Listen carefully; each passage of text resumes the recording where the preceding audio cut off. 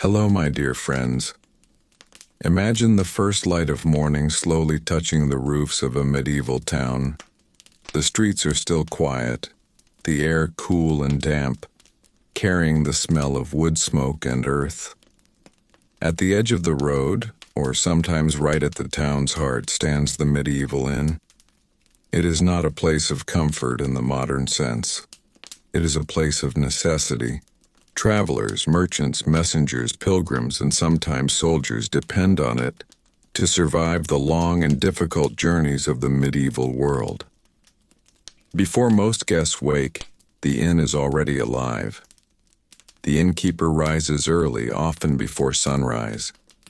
This person is not just a host, but a manager, cook, cleaner, and sometimes peacekeeper. The innkeeper's family usually lives inside the same building, sharing space with strangers every single day. There is no clear line between private life and work. The inn is always working. In the main hall, the fire is stirred back to life. Coals from the night before are fed with wood until flames rise again. Fire is the heart of the inn. It provides warmth, light, and the means to cook. Without it, the building becomes cold and dark. The smell of smoke settles into the walls, the benches, and the heavy wooden tables. This smell never truly leaves. Guests begin to stir on the floor above or in shared sleeping rooms. There are no private hotel rooms as we imagine today. Most travelers sleep together in large chambers, often on straw mattresses laid close to one another. Sometimes strangers share the same bed. Privacy is rare and not expected. A medieval inn is about shelter, not comfort. Downstairs, servants or family members of the innkeeper carry buckets of water from a nearby well or river. Water is needed for cooking, washing dishes, and sometimes for guests to rinse their hands. Clean water is precious. It is used carefully. Washing is quick and simple. There is no long bathing in the morning. Time and water do not allow it. As guests come downstairs, the main hall fills with quiet movement.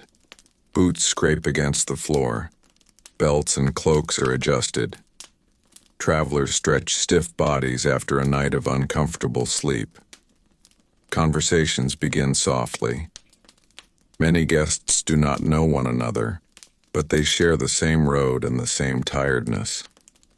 This creates a strange kind of temporary community. Breakfast at a medieval inn is plain. There is no menu. Guests eat what is available. Usually this means bread, often dark and heavy, sometimes stale. There may be cheese if the inn is well supplied. Ale is common, even in the morning, because it is often safer to drink than water. This ale is weak, not meant to cause drunkenness, but to provide calories and hydration. The innkeeper watches carefully. Payment matters. Some guests pay in coin. Others pay with goods or promises. Trust is risky. An innkeeper learns to judge people quickly. A traveler who looks poor but honest may be allowed to pay later. One who looks suspicious may be watched closely. Theft is a constant concern, both from guests and against them. As the morning grows brighter, some guests prepare to leave. They tighten straps on packs, check animals in the yard, and gather weapons or tools. Horses and mules are fed with hay if the inn has it. Stables are part of many inns, though not all. Animals are as important as people.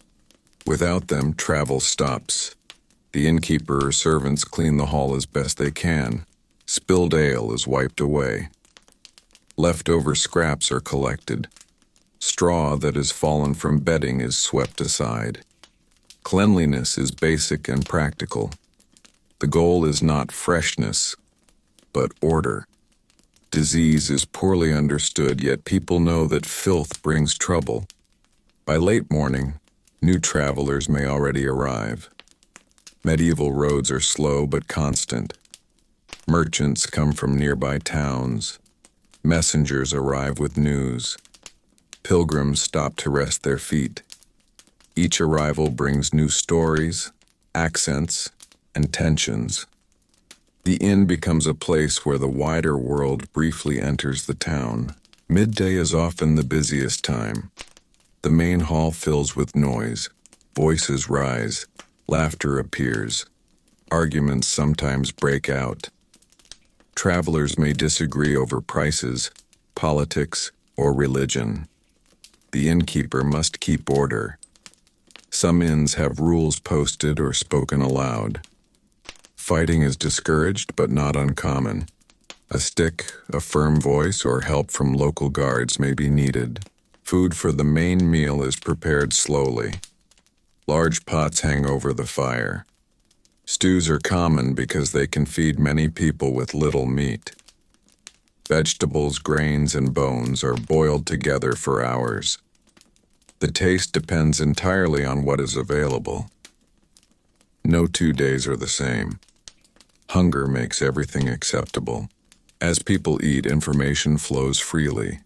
News of wars, taxes, bandits, and kings spreads from table to table. For many villagers, the inn is the only place they hear about the wider world. Truth and rumor mix together. No one knows which is which.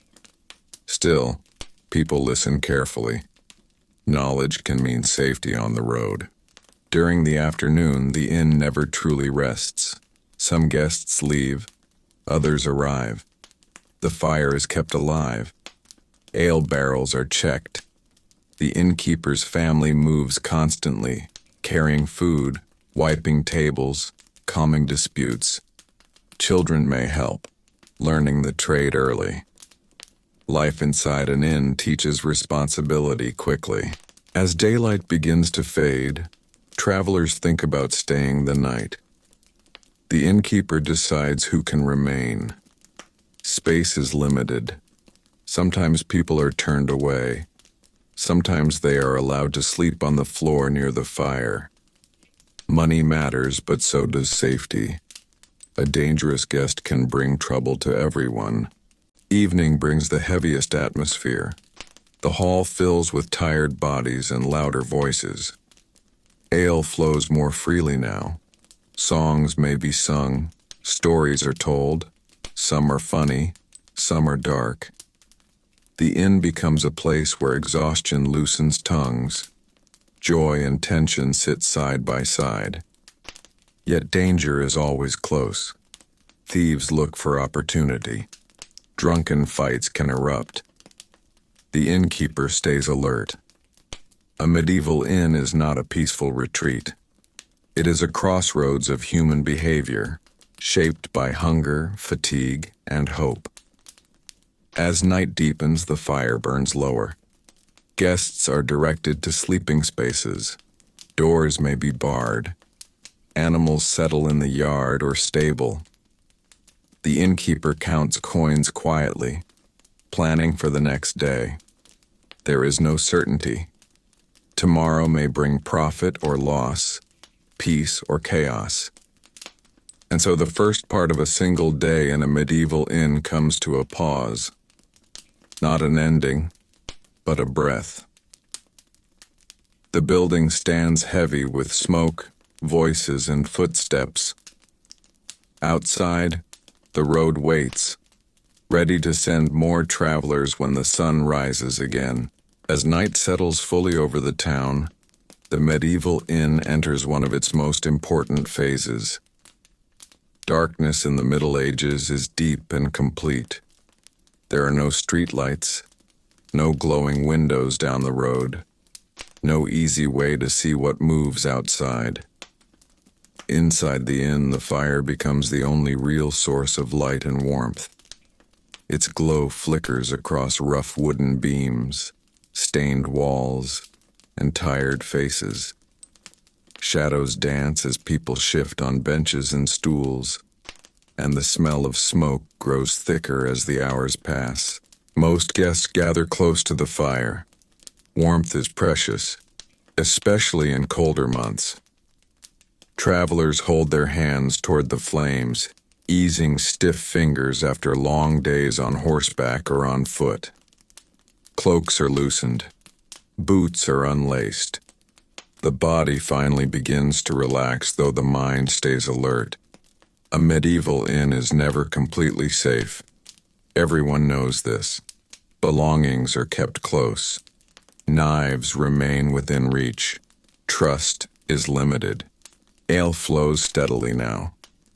The innkeeper draws it from barrels stored in cool corners or cellars beneath the floor. This ale is cloudy and thick, brewed locally and meant to be consumed quickly before it spoils. It provides calories, warmth, and comfort. As mugs are refilled, voices grow louder. Accents mix. A merchant from one town speaks beside a pilgrim from another. A soldier listens quietly nearby. No one truly knows who sits beside them, and this uncertainty shapes every interaction. Stories begin to fill the air. Travelers share tales of roads traveled, markets visited, and dangers avoided. Some stories are true. Others are exaggerated. Bandits become armies. Storms become disasters. Yet these stories serve a purpose. They pass time, warn others, and remind everyone that survival on the road depends on knowledge. A single piece of information heard in an inn can save a life days later. The innkeeper watches all of this carefully. This is the most dangerous time of day. Alcohol loosens restraint. Old grudges can surface. A careless word can lead to a fist raised or a blade drawn. The innkeeper's role now is not hospitality, but control. A firm look, a sharp word, or the presence of a heavy staff is often enough to stop trouble before it begins. In serious cases, the local watch may be called, though this brings its own risks and costs. Food is served again, often the same stew prepared earlier, now thicker and darker after hours on the fire. It is ladled into bowls without ceremony. No one complains. Hunger lowers expectations. Bread is torn by hand and dipped into the stew. Grease coats fingers. Meals are eaten quickly, not for pleasure but for strength. A full stomach makes sleep easier on a hard floor. As the night grows later, the inn begins to divide into smaller worlds. Some guests remain by the fire, unwilling to leave the warmth. Others drift towards sleeping areas, carrying blankets or straw. Sleeping arrangements are simple and crowded. In many inns, a single large room holds multiple beds or pallets. Strangers sleep side by side. Sometimes 3 or 4 share one bed. This is normal. Privacy is not expected. Warmth matters more. The smell upstairs is strong. Sweat, damp clothing, straw, and smoke mixed together. Windows are small and often closed to keep out the cold. Air barely moves. People turn and cough in their sleep. Snoring fills the room. Fleas and lice are common companions. Travelers accept this as part of life.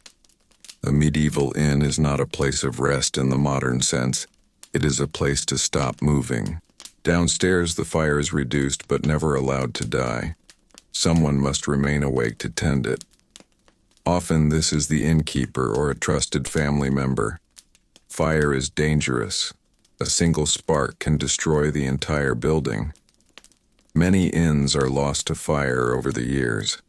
The person watching the flames sits quietly, listening to the building settle and the sounds of sleep above. Outside, the inn yard is dark and uneven. Animals shift in their stalls. Horses stamp and snort softly. A dog may bark at a distant noise. The night is full of sounds that cannot be seen. The inn stands as a small island of human presence in a world ruled by darkness. This is why travelers seek it out, not for comfort but for safety in numbers. Before sleeping, many guests check their belongings one last time. Coins are hidden inside clothing. Weapons are placed close. Packs are used as pillows. Theft is always possible. Even honest inns cannot control every guest. Loss is common, and travelers learn to accept it as part of the road. As the deepest hours of night arrive, the inn finally grows quieter. Voices fade. Only the crackle of the fire and the sounds of breathing remain. The building feels heavy, filled with sleeping bodies and unspoken stories. Each person inside carries a past and a destination, yet for this one night they share the same roof and the same risk. Near dawn, long before the sun rises, movement begins again. Some travelers leave early to avoid tolls, danger, or unwanted attention. Boots are pulled on quietly. Packs are lifted. Ale may be swallowed quickly for warmth. The inn never truly sleeps, because the road never truly rests. And so the night passes inside the medieval inn, not as a moment of peace, but as a necessary pause in a hard world. It is a place of firelight and shadows, of shared air and guarded trust. A place where strangers briefly become neighbors, bound together by darkness and the need to survive until morning. As the night loosens its grip and the first pale hints of dawn creep into the sky, the medieval inn begins to stir once again. Morning does not arrive suddenly. It arrives slowly, through sounds before light. A cough from an upper room, the creak of a floorboard, the low murmur of someone waking too early from a cold and restless sleep. The building itself seems to stretch and settle after a long night of holding many bodies inside its walls. Upstairs, sleepers shift on straw pallets and shared beds. Some wake stiff and sore, their joints aching from hard travel and harder rest. Others wake abruptly, startled by unfamiliar sounds or by the presence of strangers sleeping only inches away. There is no gentle awakening, no silence. Morning in a medieval inn is rough and practical. People rise because the day demands it. Those who plan to leave early begin to gather their belongings quietly. Cloaks are pulled on, belts are tightened, coins are counted once more. Travelers learn never to assume everything is still where they left it. Sometimes items are missing, sometimes they are not. Either way, there is little time to argue. The road waits and daylight is precious. Downstairs, the innkeeper is already awake. Sleep inside an inn is light and broken. Someone must always be ready. The fire is coaxed back into stronger flame. Ash is moved aside. Fresh wood is added. Warmth is brought back into the hall, not for comfort, but for function. People move better when they are warm. Animals are calmer. Cooking becomes possible again. Water is fetched once more. Buckets are heavy, and the walk to the well is familiar and tiring. This task repeats every day, regardless of weather or fatigue. Without water, nothing inside the inn can continue. The kitchen cannot function. Dishes cannot be rinsed. Thirst cannot be eased. Water is the silent labor behind every meal. As guests come downstairs, the hall fills with the quiet sounds of preparation rather than conversation.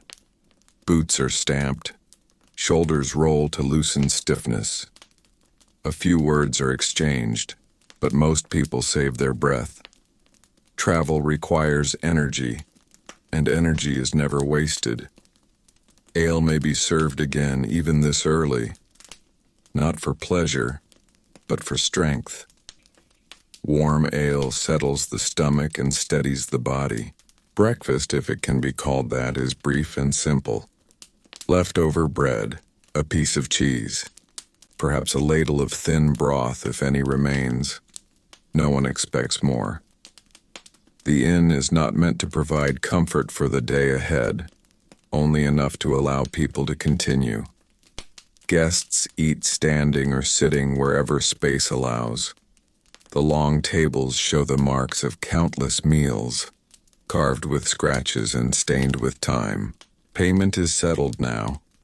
This moment can be tense. Some guests count coins carefully. Others offer goods or favors.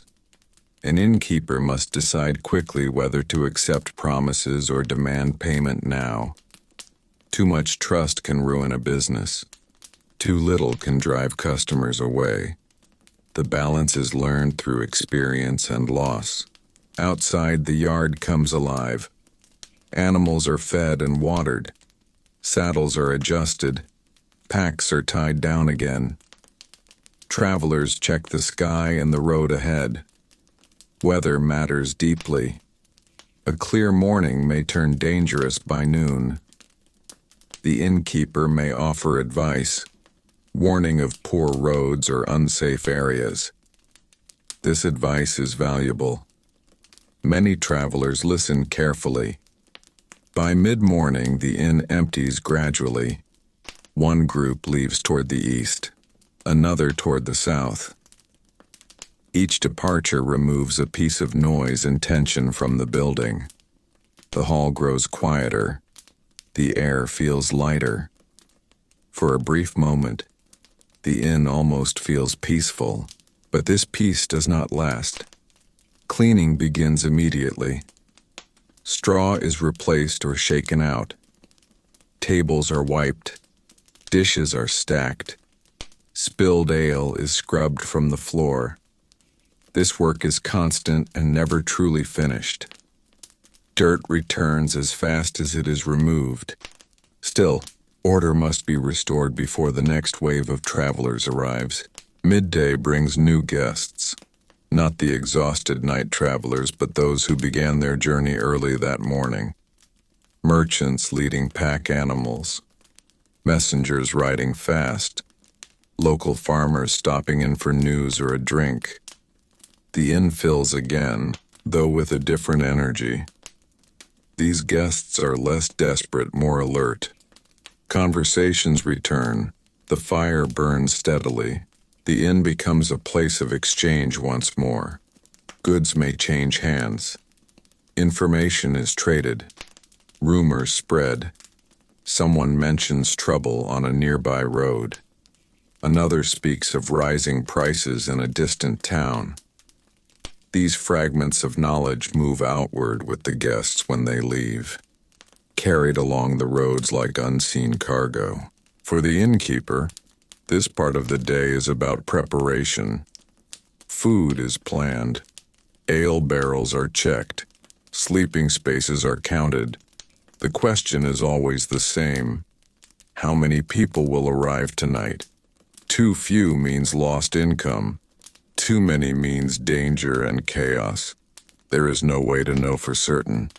As the sun moves lower, the cycle prepares to repeat. The fire is fed. Pots are filled again. The hall is arranged for another evening. The inn does not exist for one moment. It exists as a continuous motion, shaped by the road and the people who pass through it. A medieval inn is never just a building. It is a living space that breathes with the rhythm of travel. It wakes, fills, empties, and fills again. Every day brings new faces and new risks. Every night brings darkness and shared shelter. And so the day moves on, not toward an ending, but toward another turning of the same wheel. The road continues to deliver its tired travelers, and the inn stands ready, not with comfort, but with fire, food, and a brief pause in a hard and uncertain world. As the afternoon settles in, the medieval inn enters a quieter but no less important stretch of the day. This is the time between crowds, when the building seems to catch its breath. Sunlight filters through small, uneven windows, lighting dust that hangs in the air. The main hall looks worn in the daylight. Scratches on tables, stains on benches, and darkened beams reveal years of constant use. Nothing inside the inn is new. Everything has been touched by thousands of hands. The innkeeper uses these hours wisely. Supplies are checked carefully. Bread is counted. Ale barrels are tapped to judge how much remains. Meat, if there is any, is salted or kept hanging in cool spaces. There is no waste. Food spoils quickly, and replacing it is costly. Every decision matters because tomorrow is never guaranteed to be profitable. In the kitchen area, pots are cleaned as best they can be. Grease is scraped away. Ash is swept from the hearth. The fire is kept low but alive. Letting it die would mean more work later. Fire is both servant and threat. It cooks meals and warms bodies, but it can also destroy everything in a single careless moment. Many inns across medieval Europe burn down at least once in their lifetime. Some are never rebuilt. During these quieter hours, locals may stop by. Not everyone inside the inn is a traveler. Villagers come for news, to meet someone passing through, or simply to drink and escape their own small homes for a while. The inn is one of the few public indoor spaces available to ordinary people. It serves as a gathering place, a message center, and sometimes even a courtroom of opinion, where disputes are discussed loudly and resolved poorly. These local guests know the innkeeper well. They may be extended family or longtime neighbors. Their presence adds a different feeling to the hall. They speak more freely. They sit where they like. They complain about taxes, weather, or the Lord who rules the land. The innkeeper listens but stays careful. Speaking too openly can bring trouble if the wrong ears hear. Children of the innkeeper's family move through the space, carrying small items or helping with simple tasks. Life inside an inn teaches responsibility early. These children grow up surrounded by strangers, stories, and risk. They learn quickly how to judge people and when to stay out of the way. Their childhood is shaped by the road as much as by the town. As afternoon turns toward evening, preparation becomes more focused. This is the most important part of the day for business. Travelers who plan to stop for the night will soon arrive. The innkeeper must be ready. More wood is stacked near the fire. Pots are filled with water. Ingredients for stew are gathered and cut. The smell of cooking begins to spread, drifting out the door and into the road, acting like a signal to passing travelers. Outside, the road grows busier again. Dust rises as carts approach. Hooves strike stone or packed earth. Travelers slow when they see the inn. Some hesitate, judging whether it looks safe or full. Others have no choice. They are tired, hungry, and out of daylight. The inn is often the only shelter for miles. As guests arrive, the energy inside the building changes quickly. The quiet afternoon gives way to movement and noise. Packs are dropped. Animals are led away. Voices overlap as people ask for food, drink, and a place to sleep. The innkeeper must make quick decisions. Who can stay? Who must leave? Who seems dangerous? Who seems harmless? Space is always the main concern. Beds are limited. Floor space near the fire is valuable. Sometimes travelers are told they can stay only if they accept sleeping, sitting up, or sharing with others. Complaints are common, but options are few. Outside, the night brings cold, darkness, and danger. Most accept what they are offered. The main meal of the day is served as evening deepens. Stew is ladled out again, thicker now from hours of boiling. The same pot feeds many mouths. Bread is passed around. Ale flows steadily. Hunger makes people patient at first. As stomachs fill and ale warms the body, voices grow louder. Conversation fills the hall. Travelers exchange information, sometimes without realizing how valuable it is. Someone mentions a broken bridge ahead. Another warns of bandits near a forest road. A third speaks of rising prices in a distant city. These details are remembered, repeated, and carried onward by those who leave the next morning. Yet this time of day also brings risk.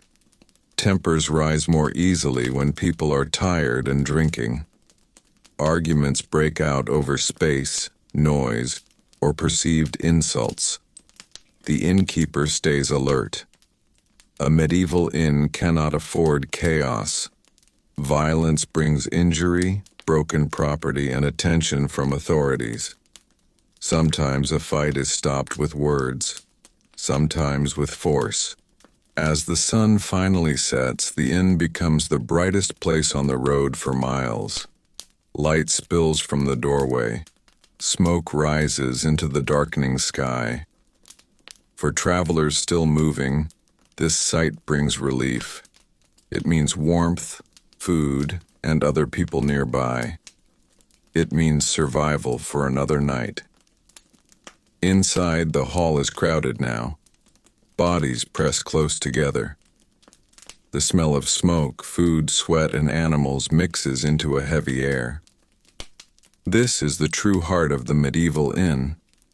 Not comfort, but community born from necessity. Strangers share space because the world outside demands it. And as the evening grows deeper, the inn prepares once more to carry its guests through the most dangerous hours of the day. The fire burns steady. The doors are watched. The road outside disappears into darkness. The inn stands firm, doing what it has always done. Holding travelers between yesterday and tomorrow, offering not peace but a pause. As the evening settles fully into night, the medieval inn reaches its most crowded and demanding hours. The main hall is now packed with travelers who have decided they cannot go any farther. Cloaks hang from pegs or are thrown over benches. Packs rest at feet or are clutched tightly as if they might walk away on their own. The fire at the center of the room burns steadily, its warmth fighting against the cold that presses in from outside. The sound of crackling wood mixes with voices, footsteps, and the scrape of bowls against rough tables. At this hour, the innkeeper is constantly moving. There is no single task to focus on. One moment requires pouring ale, the next calming an argument, and the next deciding whether to allow yet another traveler inside. Turning someone away can be dangerous. A desperate person left outside in the dark may return with anger or violence. Yet allowing too many inside can lead to chaos. Every choice carries risk, and the innkeeper must judge quickly and often without full knowledge. Ale continues to flow, and with it comes a shift in mood. Earlier caution softens, tongues loosen, stories become louder and less careful. Some guests sing songs learned on the road or in past campaigns. Others laugh too hard at jokes that are not very funny. A few sit quietly watching the room, drinking slowly and waiting for the night to pass. Not everyone drinks to forget. Some drink to stay awake, alert to the dangers that sleep can bring among strangers. The stew pot is nearly empty now, scraped clean by those who arrived first. Latecomers receive little more than bread and ale. Complaints are common, but hunger makes people accept what is offered. In a medieval world, missing a meal is unpleasant but familiar. The road does not promise fairness, and neither does the inn. As the hall grows louder, tension also grows. Personal space is limited. A careless step can knock over a cup. A misunderstood look can turn into an insult. Most travelers are armed in some way. Knives hang at belts. Swords lean against walls. These weapons are tools of survival, but they also make tempers more dangerous. The innkeeper watches hands as much as faces. Sometimes disputes must be ended firmly. A raised voice from the innkeeper often carries authority. This is their space. Their rules apply here. In more serious cases, trusted locals or strong servants step in to separate angry guests. Violence inside an inn brings consequences. Damage costs money. Injuries bring questions from authorities.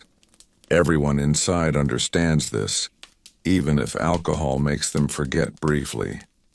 As the night deepens, the inn slowly begins to divide again. Some guests retreat upstairs or into side rooms to claim sleeping spaces before they are all taken. Others remain by the fire, unwilling to give up warmth. Beds are assigned with little ceremony. If there are beds at all, they are shared. 2, 3, sometimes 4 people lie side by side. Clothing is rarely removed completely. Belts and weapons often stay on. Trust is thin, and sleep is light. Those who sleep near the fire on the main floor settle onto benches or straw. They curl into themselves, using packs as pillows. The fire offers comfort, but it also brings smoke and ash. Eyes sting, throats dry. Still, warmth matters more than comfort. Outside, the cold grows stronger and darkness hides every danger. Upstairs, the sleeping rooms are heavy with sound and smell. Snoring begins quickly. Coughing follows. Someone shifts and wakes another. Arguments can even break out over space and sleep. Yet eventually, exhaustion wins. Bodies relax. The long day claims its payment. Downstairs, someone remains awake. Often it is the innkeeper or a family member. This watch is necessary. Fire must be controlled. Doors must be guarded. Drunken guests must be managed if they rise again in the night. The watcher sits quietly, listening to the building and the people inside it. The inn feels alive at this hour, breathing through wood and stone. Outside, the world is nearly invisible. The road disappears into darkness. Trees and fields become shapes without detail. Sounds carry farther at night. A distant shout, the howl of an animal, the movement of hooves. Each sound is noticed. Each one raises questions. The inn stands as a fragile shelter against a hostile world. From time to time, someone wakes suddenly, reaching for a pack or weapon. A nightmare, a noise, a sense of being watched. Sleep inside an inn is never deep. It is more like waiting with closed eyes. Travelers learn this early. True rest comes only when the journey ends, and for many it never truly does. As the hours pass, the fire burns lower. The hall grows quieter. Voices fade into murmurs and then silence. The building settles, wood cooling and contracting with soft creaks. The inn holds everyone inside it, strangers bound together by circumstance rather than trust. This is the heart of a medieval inn's day. Not comfort, not peace, but survival through shared space and guarded tolerance. It is a place where people pause between dangers, knowing that tomorrow the road will demand everything again. And as the night moves slowly toward morning, the inn does what it has always done. It keeps the fire alive, keeps the doors standing, and carries tired travelers safely through the darkest hours, one crowded night at a time. As the deepest part of the night passes, the medieval inn enters a strange and fragile calm. The loud voices are gone now. The songs have faded. What remains is the low sound of breathing, the occasional cough, and the soft crackle of dying embers in the hearth. This is the hour when exhaustion finally defeats alertness, even in a place where true safety never exists. Bodies that have been tense all evening loosen slightly, surrendering to a shallow and uneasy sleep. The fire is kept low on purpose. Too much flame risks sparks and disaster. Too little brings cold and fear.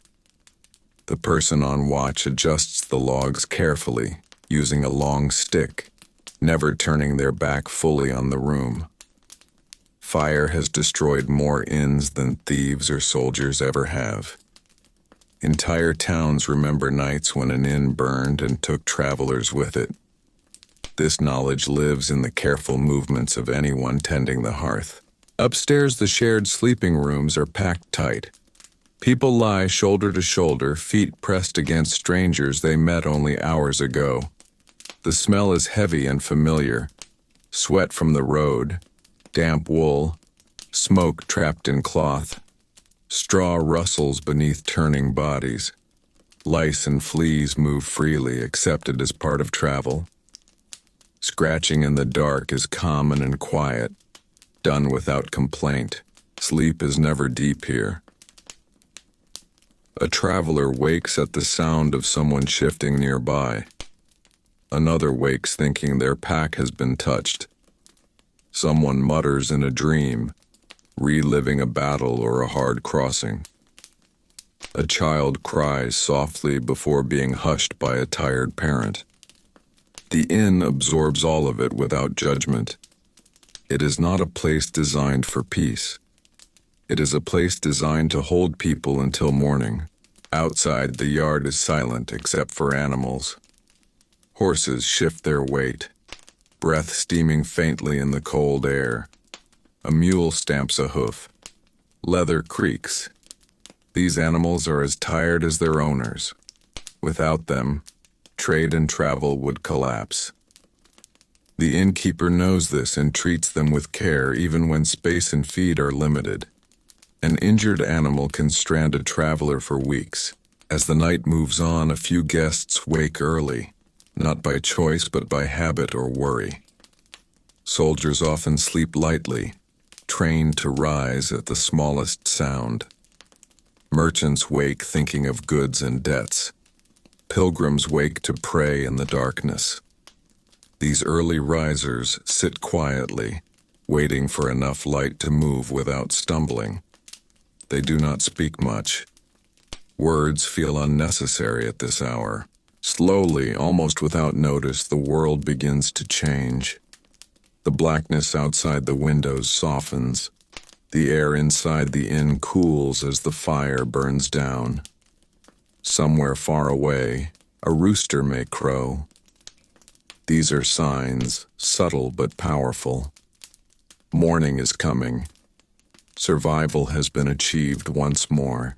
The innkeeper rises fully now, even if they never truly slept. There is work to do before the building wakes. Ash is cleared. The fire is fed again. Water is fetched while the road is still quiet. The earlier this is done, the smoother the morning will be. The innkeeper's life is shaped by anticipation. Problems are easier to manage before they appear. One by one, guests begin to stir. Some rise quickly, eager to leave before the hall becomes crowded again. Others move slowly, stiff and sore, needing time for their bodies to accept another day of travel. Cloaks are pulled on. Belts are tightened. Boots are forced onto swollen feet. Groans are common. Complaints are not. Everyone understands that discomfort is part of the journey. Downstairs, the hall fills with low movement again. No one speaks loudly yet. Morning voices are rough and tired. Ale may be poured once more, especially in cold weather. It warms the body and calms the stomach. Water, when offered, is used sparingly. Clean water is never assumed to be safe. Simple food appears again. Bread, sometimes harder than the night before. A scrap of cheese. Perhaps thin broth made from yesterday's pot. This is not a feast, it is fuel. Travelers eat quickly, knowing that daylight is precious and roads are long. Payment is settled again for those who stayed through the night. This moment decides much. Some pay without issue. Others argue. A few attempt to leave quietly without paying. The innkeeper expects this and watches closely. Running from payment can bring pursuit, and no traveler wants to begin the day chased or cursed. Outside, the road begins to wake. Mist rises from fields. Birds call. Carts creak into motion. The inn's doorway becomes a point of departure once more. One by one, guests step out, adjusting to light and cold, turning their faces toward whatever lies ahead. They leave behind nothing but footprints, scraps, and faint stories. By mid-morning, the inn empties again. The hall feels suddenly large and quiet. The smell of many bodies lingers. The floor is littered with straw and crumbs. This is the moment when the inn shows its true nature, not as a place of rest, but as a machine that must be reset every day. Cleaning begins immediately. Straw is gathered, tables are wiped, bowls are stacked. Nothing is ever fully clean, but it must look ready. The road will send more people. It always does. The medieval inn exists in this endless cycle. Night brings danger and crowding. Morning brings movement and mess. Afternoon brings preparation. Evening brings risk again. It is never finished. It is never safe. And yet, without it, travel would be impossible. So the day inside a medieval inn continues, not toward an ending, but toward repetition. The building stands firm against time, holding countless brief lives within its walls. Each traveler stays only a night or two. The inn remains, doing the same work it has always done, offering fire, food, and a fragile pause in a world that never truly rests. The inn moves forward without announcing that a new part of the day has begun. It simply continues, shaped by habit rather than by clocks. After the last travelers of the morning depart, the building feels strangely hollow, as if it is catching its breath. The air is still thick with smoke and the memory of bodies, but the noise is gone. This quiet never lasts long, yet it feels important. It is the only moment when the inn belongs fully to itself. The innkeeper and those who help them work steadily, without hurry and without pause. Straw is replaced where it has been crushed flat by sleep. Benches are pulled back into place. Tables are wiped with damp cloths that never quite remove the stains of years. The smell of ale, sweat, and smoke clings to everything. No one expects it to disappear. A medieval inn is not meant to smell clean. It is meant to smell used. In the kitchen area, what remains of food is examined carefully. Bones from the stew are set aside. Bits of bread too hard to eat are saved for thickening future meals. Nothing is thrown away without thought. Supplies arrive slowly and at cost. Waste can mean hunger later. This careful saving is part of survival, not miserliness. As the sun climbs higher, light enters the hall more clearly, revealing the inn's true condition. Cracks in the walls, uneven floors, dark beams scarred by smoke. These marks are not signs of neglect. They are signs of endurance. The inn has stood through storms, winters, and unrest. Each scar tells a story of a night when the road demanded shelter, and the inn answered. Local people drift in again as the day moves on. A farmer stops to ask about travelers heading toward the market town. A messenger pauses for a drink and a word of news. Someone asks about bandits on a nearby road. The innkeeper listens carefully. Information is as valuable as coin. Knowing which roads are safe can decide how many guests arrive before nightfall. The inn serves as a meeting point for the town and the road. Those who live nearby and those who are passing through share the same space, if only briefly. News moves here faster than anywhere else. Rumors of war, sickness, or new taxes pass from mouth to mouth. No one knows which stories are true, but all are remembered. In a world without printed news, the inn becomes a living network of information. Children of the innkeeper grow up in this environment, learning to move through adults and strangers with ease. They learn when to speak and when to stay silent. They learn which guests are safe and which should be avoided. Their childhood is shaped not by fields or schools, but by voices, footsteps, and the rhythm of the road. As midday approaches, the fire is built up again. Cooking resumes, slow and steady. A pot is filled with water and whatever ingredients can be spared. The stew that will feed the evening guests begins long before those guests arrive. Time inside the inn is always layered. The work of one moment prepares for another still far away. The smell of food begins to spread, drifting out into the street and along the road. This scent is a signal understood by every traveler. It means warmth. It means a chance to eat. It means that a place exists where one can stop moving, if only for a short while. Many choose their stopping place by smell alone. Outside, the road never rests. Carts pass by, riders slow to look at the inn before deciding whether to stop. Some continue on, gambling on reaching the next shelter before dark. Others turn in, guided by tired bodies more than by plan. The inn accepts them all, as long as space allows. Inside, preparations continue without comment. More benches are set out. Cups are stacked, ale barrels are checked again. The innkeeper knows that the most demanding hours are coming. Evening will bring hunger, noise, and risk. Afternoon is the calm before that storm, and it must be used wisely. The building itself seems to hold this knowledge. It waits. The walls have seen this cycle countless times. They know the quiet will not last. They know voices will soon return, and with them the weight of another night's survival. Without any clear break, the inn moves from stillness back toward motion. Footsteps grow more frequent.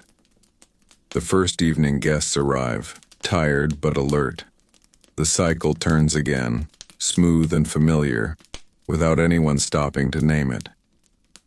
And so life inside a medieval inn continues in one unbroken flow. There are no clear chapters for those who live and work there, only patterns that repeat. Cleaning becomes cooking. Cooking becomes serving. Serving becomes guarding the night. Each task blends into the next, just as one group of travelers replaces another. The inn does not remember individuals for long. Faces blur together over time. What it remembers is movement, arrival, departure, fire burning and fire fading, the steady rhythm of human need passing through its doors. This is how the day carries on, quietly and completely without pause or announcement. The medieval inn remains exactly what it has always been. a place that never truly rests, holding the road together one weary traveler at a time. The inn does not announce the approach of evening. It senses it. The light outside softens, shadows stretch longer across the road, and the air cools just enough for travelers to feel the weight of another long day settling into their bones. Inside, the rhythm subtly changes. Movements become quicker, more focused. What was preparation now turns into readiness. The inn is about to be tested again. More travelers arrive as daylight fades. Some come alone, walking with heavy steps and guarded eyes.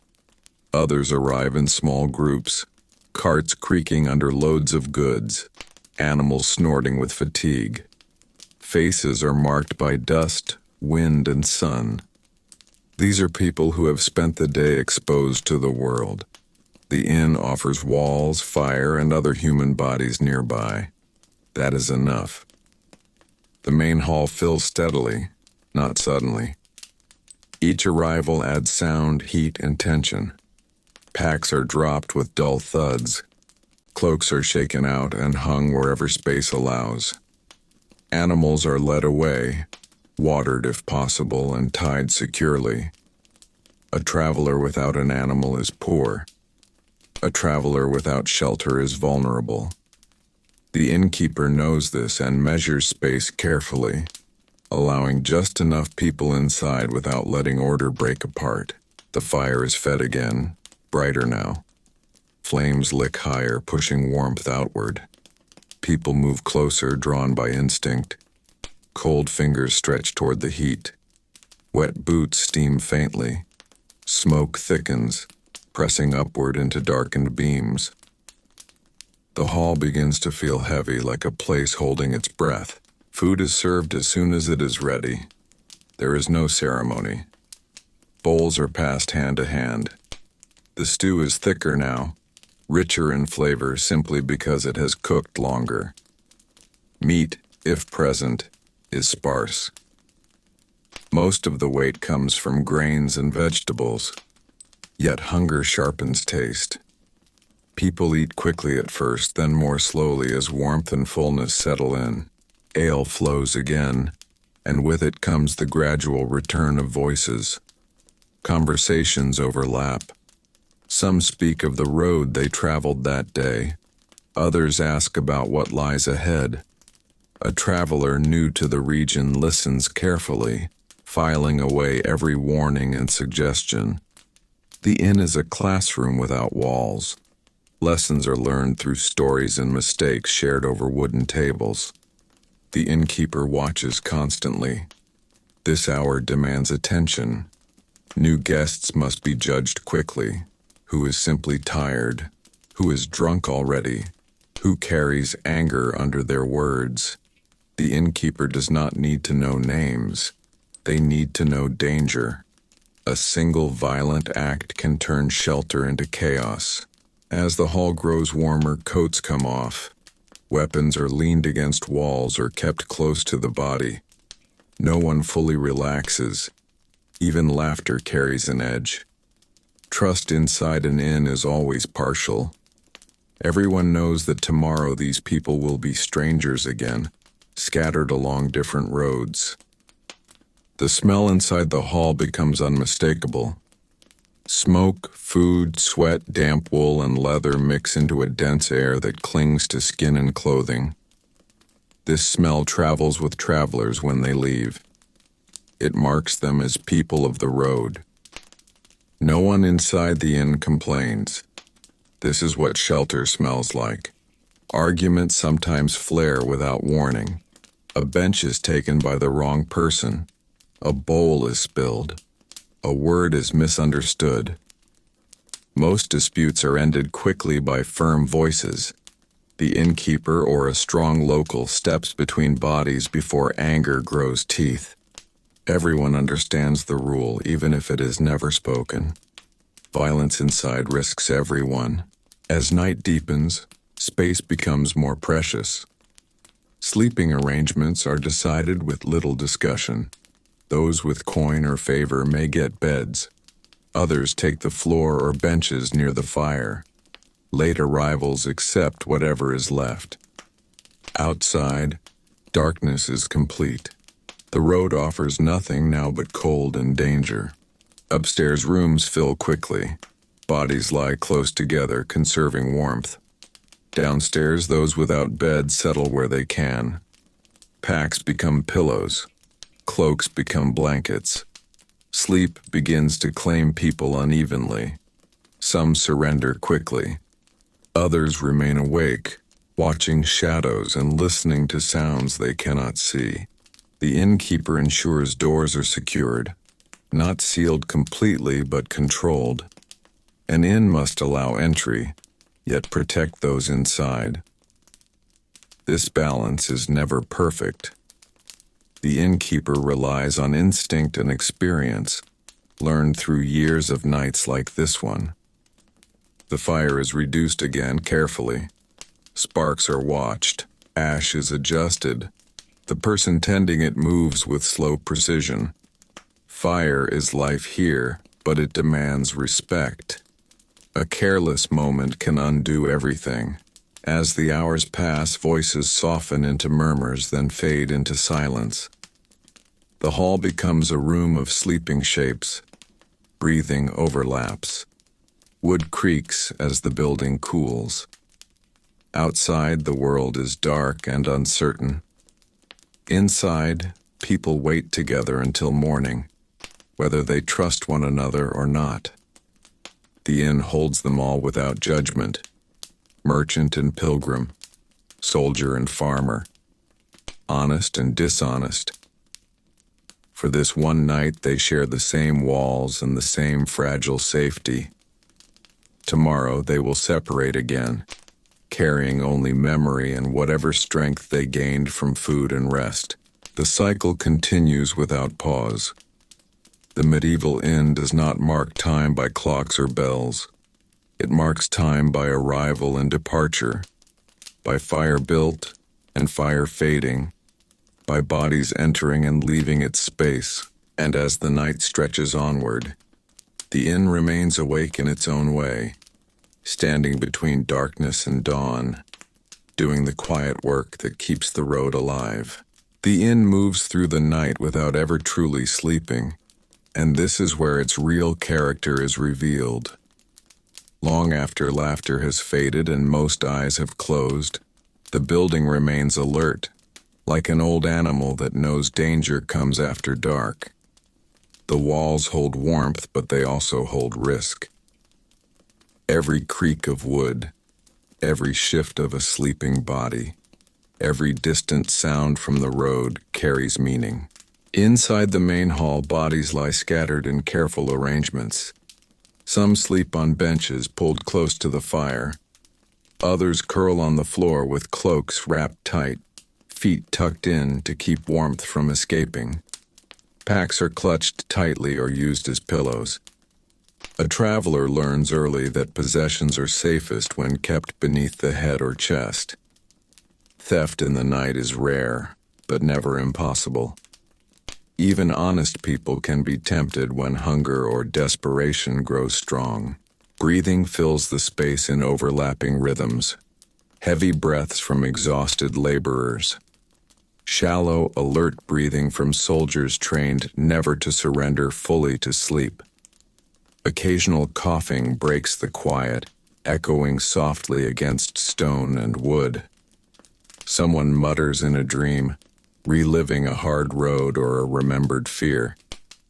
The inn absorbs it all, unchanged.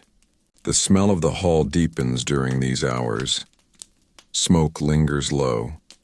Damp wool releases its scent as it warms.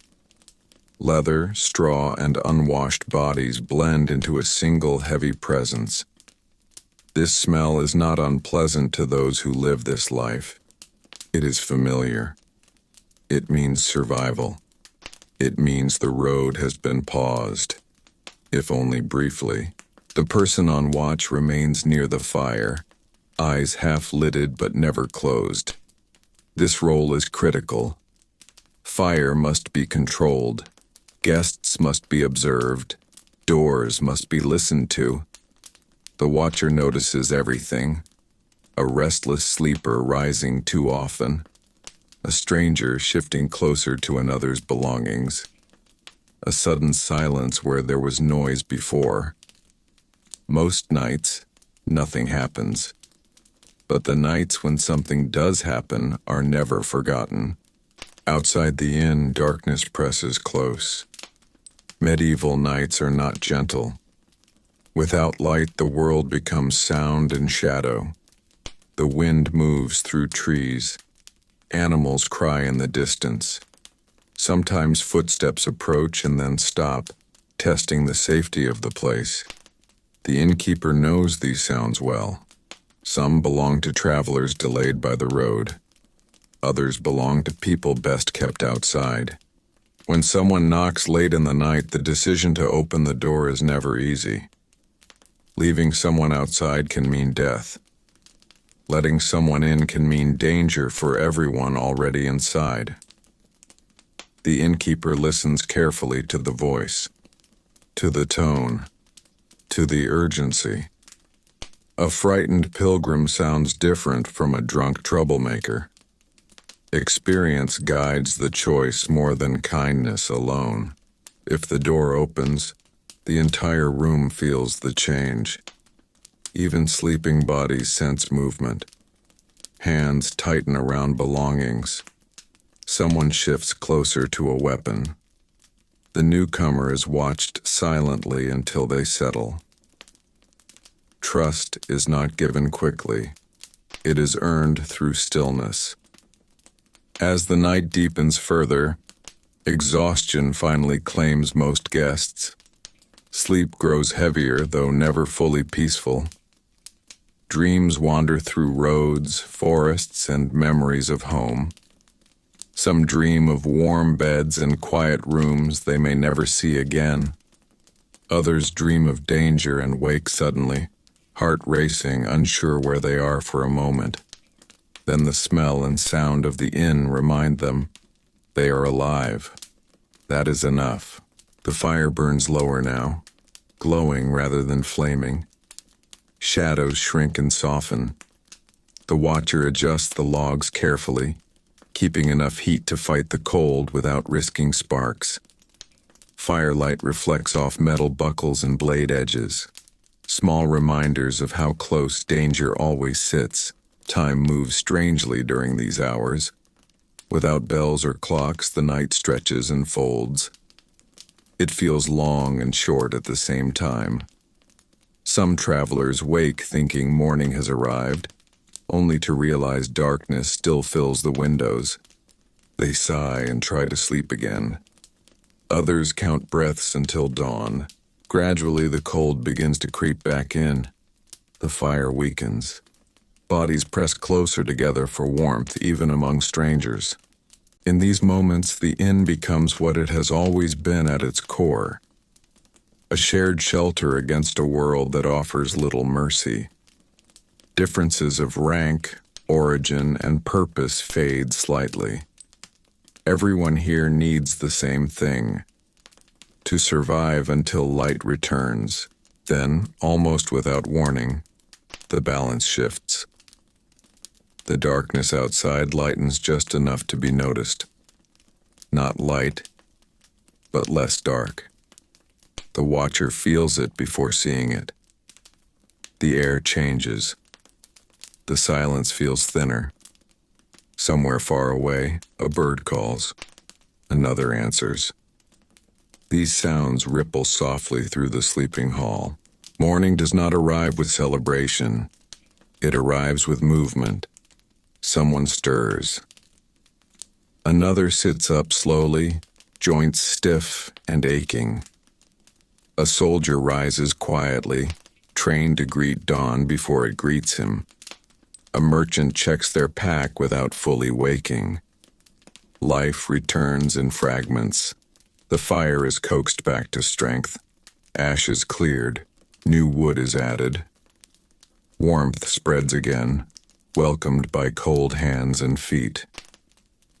The innkeeper moves with practiced ease, already thinking ahead. Water must be fetched, food prepared, payment settled. The cycle is beginning again. Sleep breaks apart now. People rise fully, rubbing eyes, stretching sore backs, groaning softly. No one complains loudly. Complaining does not change the road ahead. Cloaks are pulled on, belts tightened, boots forced onto feet that wish for rest instead of travel. The hall fills with the sound of morning preparation. The smell of smoke sharpens as the fire grows. Ale may be poured again, especially in winter, because it warms better than water. Bread is broken and eaten quickly. There is no lingering. Daylight is valuable, and danger waits beyond the door. Payment becomes the focus once more. Coins clink softly. Arguments may flare briefly. Someone may try to leave unnoticed. The innkeeper expects this and watches closely. Debt settled, now prevent trouble later. Curses are exchanged quietly and forgotten just as quickly. On the road, grudges are heavy burdens. Outside, the world takes shape again. Mist lifts from fields. Hooves stamp as animals are readied. Carts creak into motion. Travelers step into the light, blinking, adjusting, turning their bodies toward whatever lies ahead. They carry the inn with them in small ways. Warmth in their bones, food in their stomachs, stories in their minds. One by one they leave. The hall empties. The noise fades. What remains is evidence. Straw on the floor, crumbs on tables, the faint smell of many lives passing through. The inn stands quietly for a moment, like a warrior after battle, marked but still standing. Cleaning begins again without delay. The cycle allows no rest. Straw is gathered. Benches are straightened. Bowls stacked. The inn prepares to receive the road once more. It always does. This is the true life of a medieval inn. Not a single day, but an endless chain of days and nights joined together. Arrival and departure. Fire rising and fire fading. Danger pressing in and being held back for a few hours at a time. The inn does not promise comfort. It promises survival. And in a medieval world shaped by distance, darkness, and uncertainty, that promise is everything. The inn does not reset after the travelers leave. It simply shifts its weight and continues forward, carrying the marks of every night into the next day. Once the hall empties, the silence feels heavier than before, not peaceful, but tired. The air still holds the warmth of bodies that are gone now, mixed with smoke and the faint sour smell of spilled ale. This lingering presence is familiar to the innkeeper. It is the scent of survival passing through. Cleaning begins immediately, not because the inn seeks cleanliness, but because disorder invites trouble. Straw is gathered by hand, shaken out, and reused if possible. Anything too wet or too crushed is dragged outside and replaced. Floors are scraped with simple tools to remove the worst of the grime. No one expects the wood to shine. The goal is to make it safe enough to walk, safe enough to eat, safe enough to repeat the cycle again. The hearth is never ignored. Ash is cleared carefully, revealing the heart of the fire beneath. New wood is stacked nearby, sorted by size and dryness. The innkeeper knows exactly how much fuel is left and how long it will last. Firewood is not endless. A cold night without enough wood can turn dangerous quickly. Planning for warmth is as important as planning for food. In the quieter hours after morning departure, the inn feels almost like a private home again, though it never truly is. Family members sit briefly, eating what little remains from the night before. Conversation is short and practical. What ran out? What must be bought? What broke? What nearly went wrong? Life inside an inn teaches people to think ahead constantly. Surprise is rarely welcome.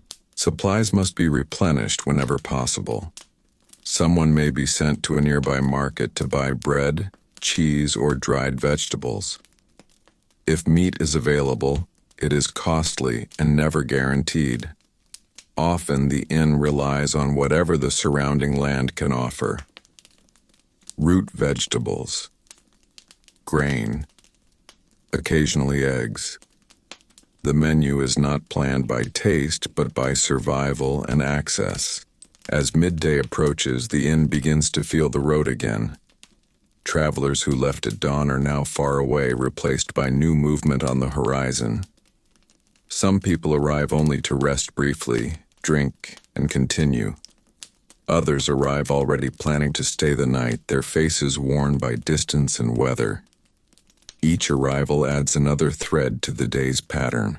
The innkeeper reads people constantly. This skill is learned through years of watching faces under firelight. Who avoids eye contact, who asks too many questions, who watches others instead of focusing on their own needs. These details matter. The wrong guest can bring theft, violence, or trouble from authorities. Turning someone away is sometimes safer than welcoming them. Inside the hall, benches are rearranged again and again to fit changing numbers. Cups are rinsed and reused. Ale is poured carefully to stretch what remains. Nothing is wasted. In a medieval inn, abundance is rare and brief. Shortage is the normal state. The afternoon often brings news from nearby towns. Someone speaks of a tax collector expected on the road. Another mentions sickness spreading in a distant village. These pieces of information are never ignored. They affect how many people will travel, how desperate they may be, and how dangerous the night could become. An inn does not exist apart from the world. It reflects it. As light shifts toward late afternoon, preparations for evening begin again without pause. The stew pot is filled once more, layered with water, vegetables, and whatever bones or scraps remain. It will cook for hours, growing thicker and darker as time passes. The smell of it becomes familiar, comforting and unavoidable. For travelers approaching from the road, that smell is often the final decision to stop. Outside, shadows stretch across the road, wheels slow, hooves drag. The weight of the day settles into bodies. The inn stands ready, its door open, its fire visible. It does not call out, but it does not hide either. It simply exists, offering itself to whoever needs it. As guests arrive, the noise grows again. The hall fills with movement and sound layered over the memory of last night. The inn does not erase its past. It builds upon it. Each day adds another layer of voices, footsteps, and shared air. The innkeeper becomes busier now, moving constantly. Decisions must be made quickly. Who eats first? Who sleeps where? Who must be watched closely? Every choice affects the safety of everyone else inside. There is no pause to reflect. Reflection comes only when the doors close at night. As the fire grows brighter and the hall fills once more, the inn reaches that familiar point where control and chaos stand side by side. Laughter rises. Tiredness loosens tongues. Stories spill out again. Some true, some invented, all shaped by the need to be heard. The inn absorbs them without judgment. This is not a single evening. It is every evening folded into one. The inn has seen soldiers before battle, merchants ruined by loss, pilgrims near the end of hope, and thieves hiding in plain sight. It remembers none of them individually. What it remembers is the rhythm of need. As darkness begins to press against the windows again, the inn settles into its role once more. Fire at the center, people around it. The world outside reduced to sound and shadow. Inside, human life gathers tightly, not from trust, but from necessity. And so the day inside the medieval inn continues without a clean break, without an ending. It moves forward as it always has, carried by the road and the people who walk it. Fire burns, food simmers, voices rise and fall. The inn stands, waiting for whatever the night decides to bring next. The inn continues forward without ever clearing the slate. By the time evening fully claims the sky, the building feels heavier, as if it carries the memory of every person who has passed through its doors since dawn. The fire burns brighter again, not just for warmth, but for reassurance. Light means safety. Darkness outside means uncertainty, and everyone inside understands this without needing to say it aloud. More travelers arrive even now, pushing their bodies past exhaustion because stopping too early or too late can be just as dangerous. Their faces show the strain of long roads and short hopes. Some arrive silent, conserving energy. Others speak too much, trying to distract themselves from hunger and fear. The inn takes them all in, adjusting its shape once more to make room. The hall grows crowded again, but not in the same way as before. This crowd is heavier, slower, more worn down. The day has taken its toll. People move carefully, guarding sore muscles and injured joints. A limp here, a bandaged hand there. Travel in the medieval world leaves marks quickly, and the inn is where those marks finally show. Food is served steadily, not generously. Bowls pass from hand to hand. The stew has thickened further, absorbing every scrap added throughout the day. It tastes different every evening, shaped by whatever was available and whatever was saved. No one expects consistency. They expect enough to quiet hunger. Enough to keep moving tomorrow. Ale is poured with care. The innkeeper knows how much remains and how many mouths still need it. Too much too early can invite trouble. Too little can turn guests bitter and restless. Balance is everything. A medieval inn survives not on abundance, but on control. Voices rise and fall like waves. Conversations overlap, then break apart. Someone tells a story about a narrow escape on the road. Someone else listens closely, measuring whether that danger lies ahead for them as well. Information is traded constantly, often without realizing its value. In this space, words can be as important as weapons. The smell inside the hall deepens again, layering over itself. Smoke clings to hair and clothing. Damp wool releases its sharp scent as it warms. Leather creaks softly as people shift. These smells mark everyone inside as travelers, no matter where they came from or where they are going. As night pushes deeper, the inn reaches a familiar tension point. This is when tiredness and drink meet. Jokes lose their softness. Words are misunderstood. A look lasts too long. The innkeeper notices these changes instantly. Experience has taught them that danger rarely announces itself loudly. It grows quietly in moments like these. A raised voice snaps the room back to awareness. Sometimes it is the innkeeper. Sometimes it is a local known to everyone. Authority here is not written, it is understood. The hall settles again, not because people are calm, but because they know the cost of chaos.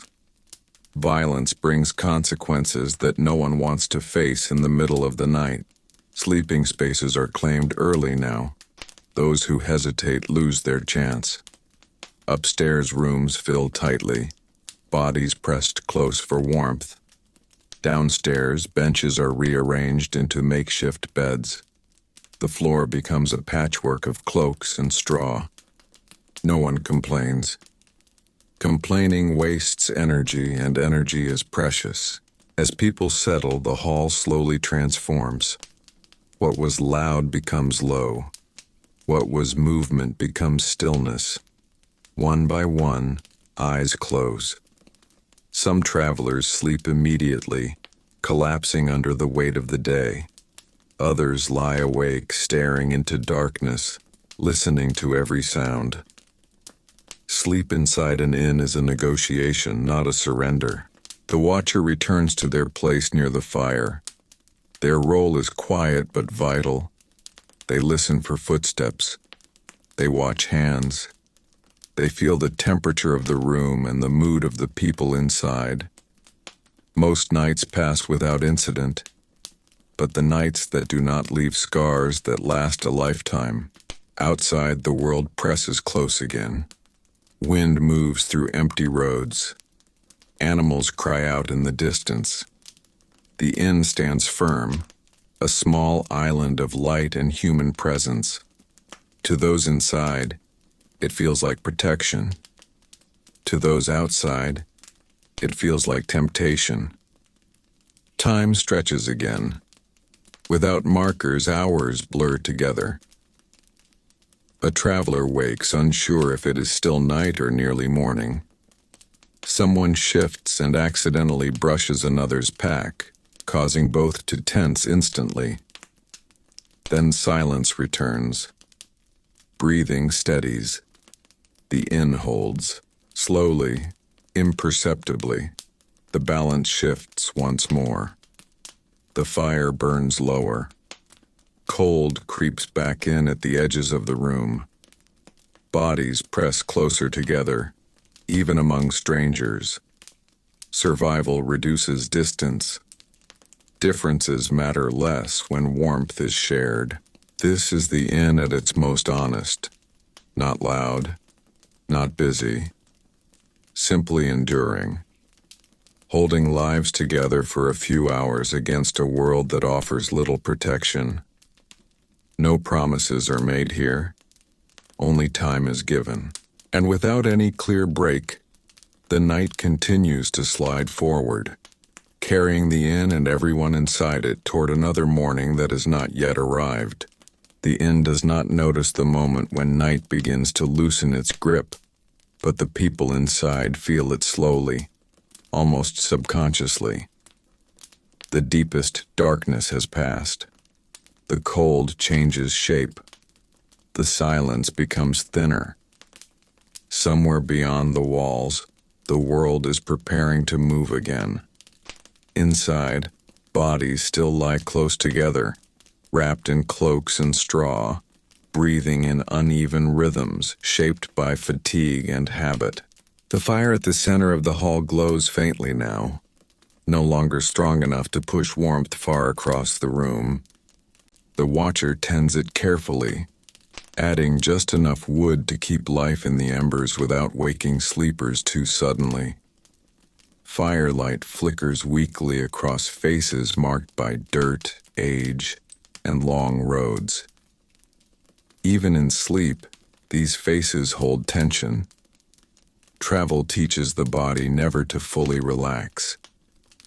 Upstairs, the air is thick and unmoving. Sleep is shallow and easily broken. Someone turns and wakes another. A whispered apology follows, then silence again. In shared rooms like these, patience replaces privacy. No one expects comfort. They expect endurance. As the night edges closer to morning, small movements begin. A traveler sits up slowly, rubbing stiff knees. Another checks their belongings by touch rather than sight, counting shapes and weights. Coins are felt, not seen. Trust remains limited until daylight proves that nothing has been lost. The innkeeper rises fully now, moving quietly but with purpose. The rhythm of the day demands early action. Ash is cleared from the hearth. New wood is stacked nearby. Water must be fetched before the road wakes and competition for the well begins. Each task is done without ceremony, learned through repetition rather than instruction. The fire grows stronger again, pushing back the cold that has crept into the hall. Warmth spreads slowly, drawing soft groans from sleepers as stiff bodies begin to wake. One by one, people rise. Some do so eagerly, trained to greet dawn on the road. Others move reluctantly, wishing for a few more moments of rest that will never come. Morning food appears in the simplest form. Bread is broken. A thin broth may be shared. Ale is poured again, especially in cold seasons, because it warms the body and settles the stomach. No one lingers over the meal. The road waits, and daylight is precious. Payment becomes the quiet focus once more. Coins pass hands. Words are few but firm. An innkeeper cannot afford uncertainty. Debts left unpaid today become trouble tomorrow. Most travelers understand this and pay without argument. A few hesitate. Experience guides the response. Outside, the sky lightens fully now. Mist lifts from fields. Animals stamp and shift as they sense movement. Saddles are adjusted. Packs are lifted. The doorway fills with travelers stepping back into the world. Each one carries a small piece of the inn with them, whether they notice it or not. Inside, the hall empties again. The sudden quiet feels sharp after a night of shared breathing and movement. Straw lies scattered. Cups sit abandoned. The smell of many lives lingers. This moment is brief but revealing. It shows the inn as it truly is. A place shaped by passage rather than presence. Cleaning begins without delay. Straw is gathered. Benches are straightened. Bowls are stacked. The cycle offers no rest. The inn must be ready for the road again because the road never pauses for long. The inn does not feel relief when the last traveler steps outside. Instead, it feels responsibility. Empty space means nothing if it is not prepared to be filled again. The quiet after departure is not peace, but work waiting to be done. Sunlight now enters the hall more clearly, revealing everything the night left behind. Flattened straw, dark stains on the floor, benches pushed out of place, and the faint outline of bodies that rested there only moments ago. The innkeeper moves through this space with practiced familiarity. There is no surprise in the mess. It is expected, almost reassuring. Disorder means the inn did its job. It sheltered people. It kept them alive. Now it must reset itself, not to perfection, but to readiness. Straw is gathered into rough bundles. Anything still usable is shaken out and returned to storage. Anything too soiled is taken outside, where it will be burned or left to rot away from the building. The hearth receives careful attention again. Ash is cleared not completely, but enough to keep airflow steady. The innkeeper understands fire the way a sailor understands water. It must be respected at all times. Too weak, and the inn becomes cold and dangerous. Too strong, and everything is at risk. New wood is added slowly, feeding the flames just enough to keep warmth alive in the hall. In the kitchen area, pots are inspected. The stew pot is scraped clean. its contents reduced to bones and thick residue clinging to the sides. These remains are not useless. They will flavor the next meal, adding depth born from repetition. In a medieval inn, yesterday's meal is always part of today's. Nothing begins fresh. Everything continues. Supplies are counted quietly. Bread remaining. Ale left in barrels. Salt stored carefully for preserving what little meat may come. Each item represents effort and cost. Running out at the wrong time can turn a manageable night into a dangerous one. The innkeeper plans not for abundance but for endurance. As midday approaches, locals begin to return. Some come for a drink, others come for news. The innkeeper listens closely because this information shapes the rest of the day. A rumor of bandits on the northern road may mean more frightened travelers seeking shelter early. News of sickness may mean fewer guests or guests who arrive desperate and weak. The inn does not exist separately from the world. It reflects it. The hall slowly fills again, not with exhaustion this time, but with motion. A messenger stops briefly, drinks quickly, and leaves. A merchant lingers, calculating whether to stay or push on. Each choice affects the night ahead. The innkeeper watches these decisions with interest, knowing that the shape of evening is being formed right now. The fire is built higher once more. Cooking resumes early because hunger does not wait politely. A pot is filled again, layered with water, vegetables, and scraps saved from before. It will simmer for hours, growing heavier and darker as time passes. The smell spreads outward, drifting through the doorway and along the road. It is not meant to invite. It simply does. Outside, the road continues its endless movement. Wheels creak. Hooves strike earth. Shadows shorten and then begin to stretch again. Travelers feel the day's weight settle into their muscles. The inn stands ready, not offering comfort, but offering pause. As the afternoon slides toward evening, preparation becomes constant. Benches are repositioned. Cups are cleaned enough to be used again. Sleeping spaces are counted. The innkeeper estimates how many bodies can be held without pushing the building into chaos. This calculation is never exact. It relies on instinct sharpened by experience. The first evening guests arrive quietly. Their presence shifts the energy of the hall without announcing it. Movement increases. Voices return. The inn adjusts around them, making room without ceremony. More guests follow. Some arrive hopeful. Others arrive resigned. All arrive tired. Food is served steadily as the hall fills. Bowls move from hand to hand. Bread is torn and shared. Ale is poured with careful measure. Hunger keeps people focused at first.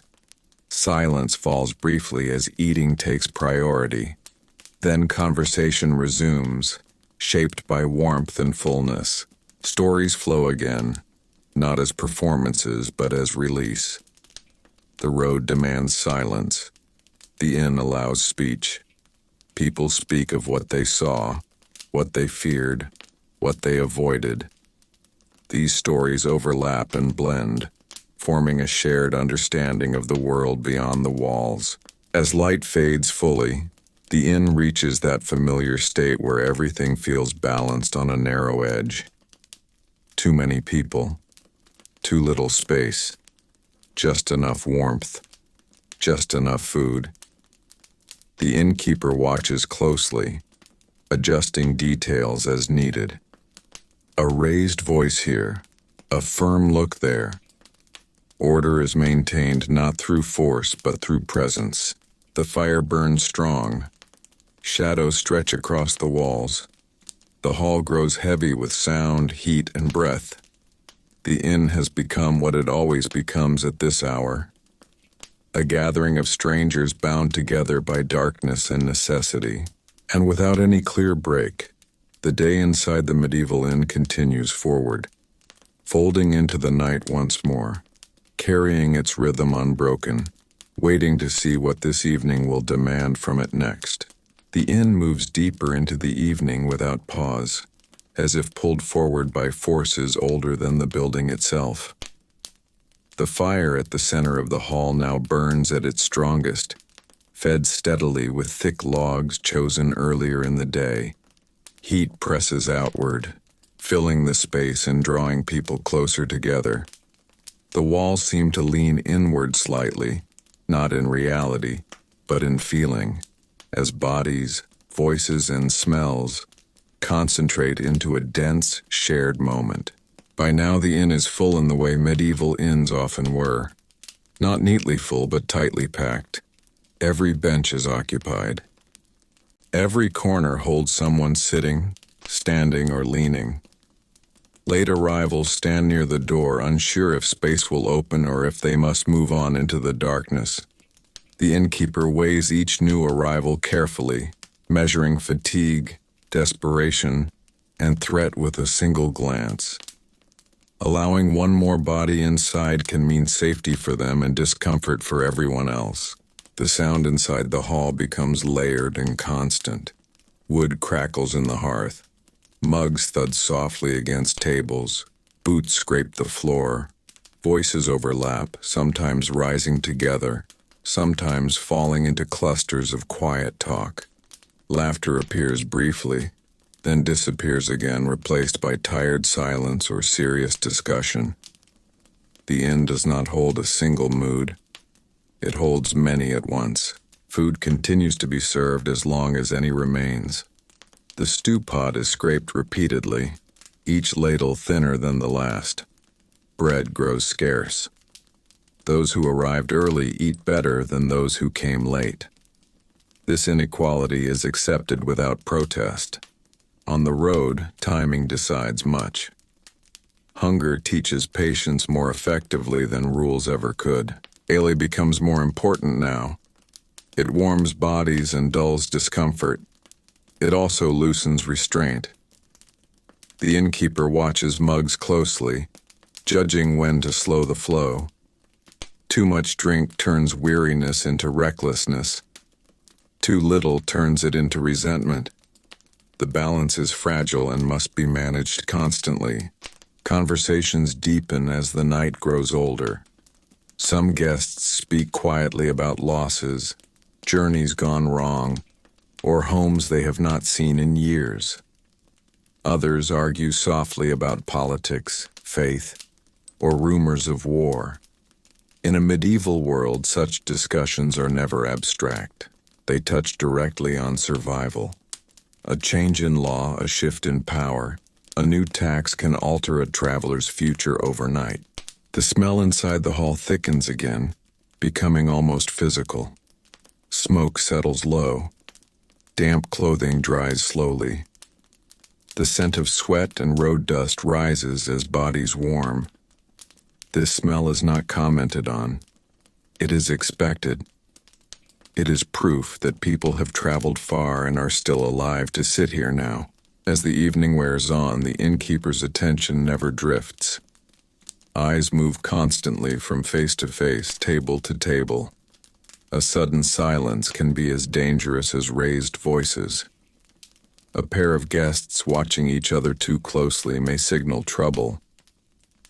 Experience teaches the innkeeper to notice these details before they turn into problems. At times, authority is asserted quietly, a word spoken low and firm, a hand placed briefly on a shoulder, a look that carries warning without threat. Most people respond immediately. No one wants to be turned out into the dark. The innkeeper's power comes not from force but from control of shelter. Sleeping spaces become a topic again as night deepens. Those who have not yet claimed a place begin to worry. Upstairs rooms are already full. packed with bodies lying close together. Downstairs, the floor near the fire becomes the most valuable space. Cloaks are spread. Packs are arranged. People mark their territory subtly, knowing that once sleep takes hold, movement becomes difficult. Some guests choose to remain awake longer, guarding belongings or simply unable to rest in such a crowded place. They sit with backs to walls, eyes half open, listening. These travelers know the road well. Sleep comes easily only to those who trust their surroundings, and trust is rare here. The inn feels heavier now, as if weighted by human presence. The firelight flickers across faces lined by age, hardship, and experience. No one here expects luxury. What they expect is to reach morning. That shared expectation binds the room together more strongly than friendship ever could. Outside, the night presses close against the walls. Wind moves through empty streets. Animals call from distant fields or forests. Occasionally, a sound passes too near the inn, causing several heads to lift at once. Then quiet returns. The doors remain closed but not sealed. The inn must always be ready to decide. Time stretches again, losing clear shape.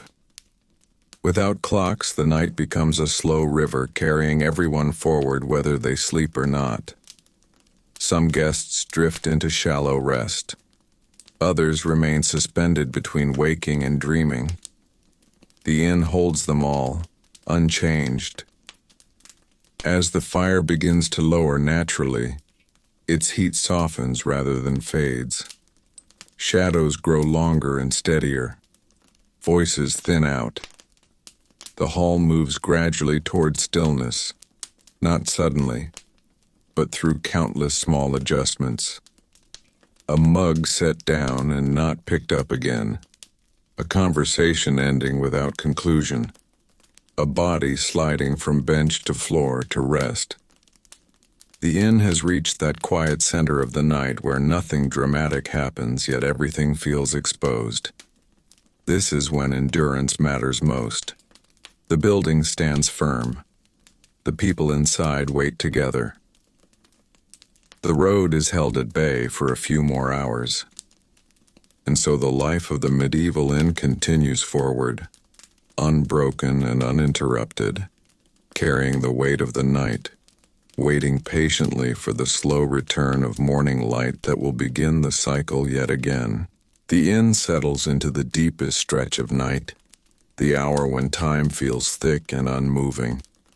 This is not the dramatic darkness of storms or danger, but the slow, heavy quiet that presses on the senses.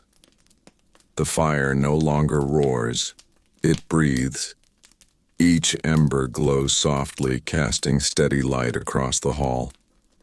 Shadows stop dancing and begin to rest, stretched long against walls that have witnessed centuries of nights just like this one. Most guests are asleep now, but sleep inside a medieval inn is never complete.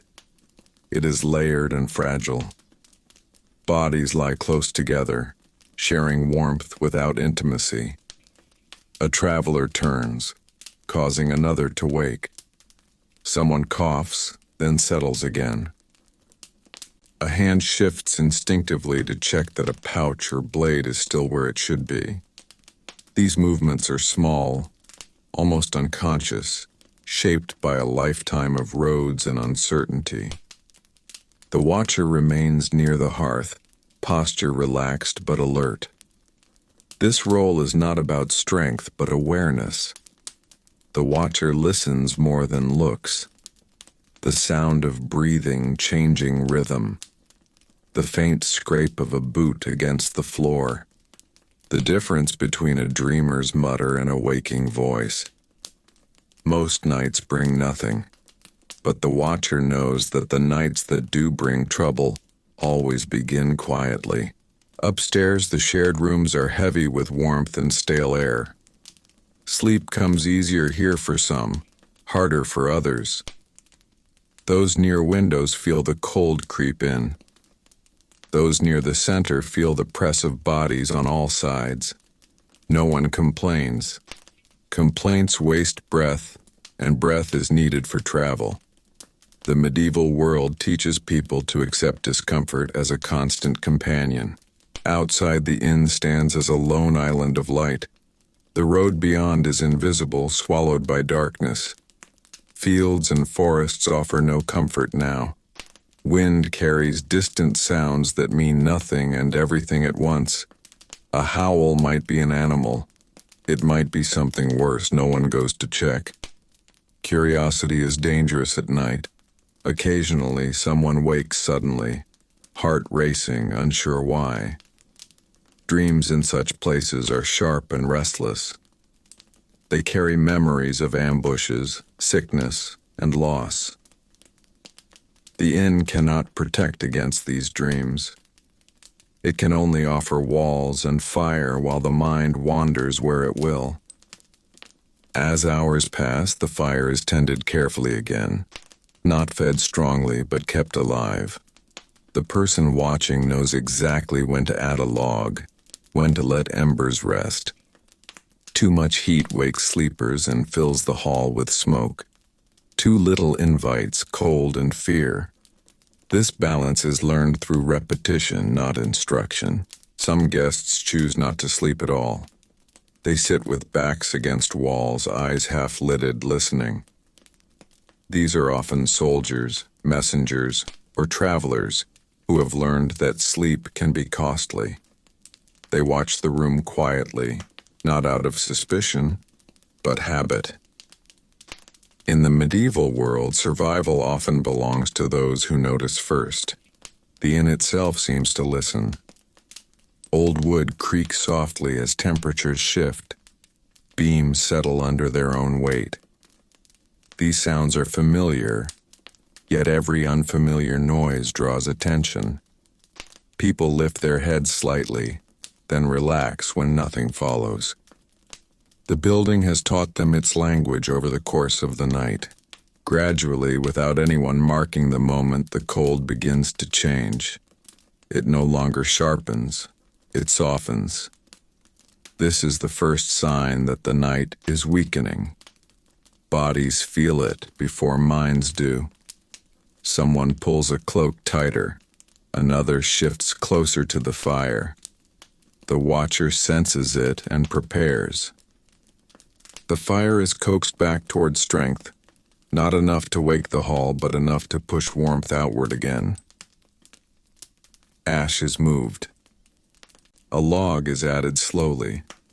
The glow grows steadier. The inn begins to lean toward morning, even though darkness still fills every window. Breathing changes again. Sleep lightens. A traveler sits up slowly, rubbing stiff hands together. Another wakes and checks their pack by touch, counting familiar shapes. Coins are felt, not seen. Trust is still withheld until daylight confirms safety. The innkeeper rises fully now, moving with quiet purpose. Morning tasks begin before morning arrives. Water must be fetched early before the road grows busy. Food must be planned. Payments must be remembered. The innkeeper's life is shaped by anticipation rather than reaction. One by one, sleepers wake. Some stretch and groan. Others move carefully, preserving energy. No one speaks loudly. Morning voices are rough and unnecessary. Words can wait. The road will demand enough of them soon. Simple food appears again. Bread broken by hand. Thin broth shared if available. Ale poured for warmth. These are not meals to be enjoyed. They are fuel. Travelers eat standing, sitting, wherever space allows. There is no lingering. Daylight is already precious. Payment settles the final connection between guest and inn. Coins pass hands quietly. A nod replaces thanks. Gratitude is assumed but rarely spoken. The inn does not ask to be remembered. It simply serves. Outside, the world slowly reveals itself. The sky lightens. Mist rises from fields. Animals sense movement and shift impatiently. The doorway fills with travelers stepping back into uncertainty. Each one carries the memory of warmth and shelter in their bones, even if they never think of it again. Inside, the hall empties once more. The sudden quiet feels almost unreal after the weight of the night. Straw lies scattered. Cups sit where they were left. The smell of many lives lingers in the air. The inn does not rest in this moment. It prepares. Cleaning begins again without pause. Straw is gathered. Benches are straightened. The hearth is adjusted. The cycle tightens, ready to begin again. The medieval inn exists not as a series of separate days, but as one long, continuous act of endurance. And so the life of the inn carries forward, unbroken and unacknowledged, standing between the road and the night, ready to absorb whatever the next wave of travelers brings with it. The inn reaches the quiet point where a full cycle has completed, not with celebration but with acceptance. Another day has passed through its walls. Another night has been held at bay. The building stands exactly as it did before, yet subtly changed by every footstep, every breath, every story that moved through it. This is how time works in a medieval inn. It does not move forward in clean lines. It layers itself slowly, night over night, day over day. By now, the last of the travelers have stepped back onto the road. Their shapes grow smaller in the distance, swallowed by light and dust. Inside, the hall feels larger than it did only moments ago. Empty space returns, filled only with lingering warmth and the memory of voices. The innkeeper pauses briefly, not to rest, but to observe. This moment is rare. It is the only time the inn is not reacting to need. The fire burns low again, steady and controlled. It will never be allowed to die completely. Fire is continuity.